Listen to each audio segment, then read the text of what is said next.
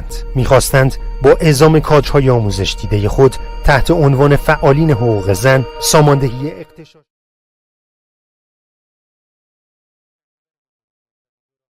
بزنند. اما نمی‌دانستند که در همان لحظه‌ای که به سمت خاک ایران حرکت کردند تحت اشراف الله بودند.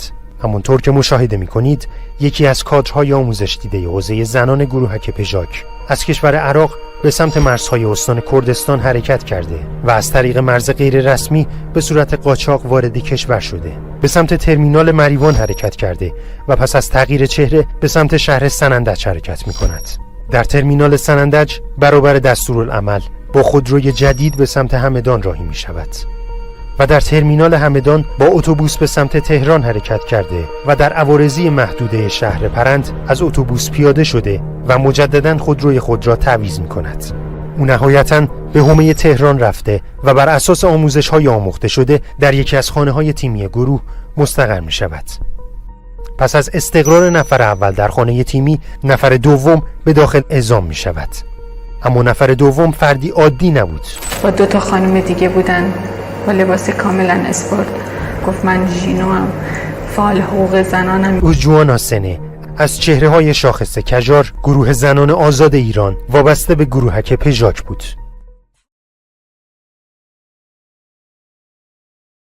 او که قریب به 15 سال فعالیت‌های نظامی و تبلیغ علیه نظام مقدس جمهوری اسلامی ایران و از سابقه حضور در رسته بمبگذاری گروهک پژاک در منطقه شمال سوریه را در پرونده خود دارد، این بار خود برای انجام مأموریتی مهم وارد کشور می شود.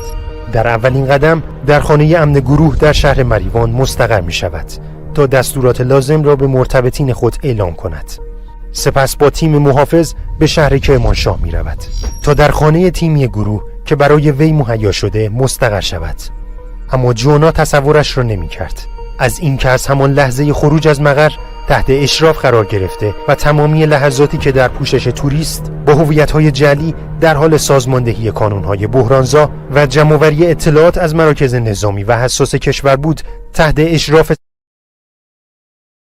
باشد. او که طی 15 سال گذشته بالاترین ضریب حفاظتی را رعایت کرده بود، هیچگاه فکرش را نمی‌کرد در مرحله نهایی مأموریت خود، درست زمانی که عازم شهر سنندج بود، بازداشت شود.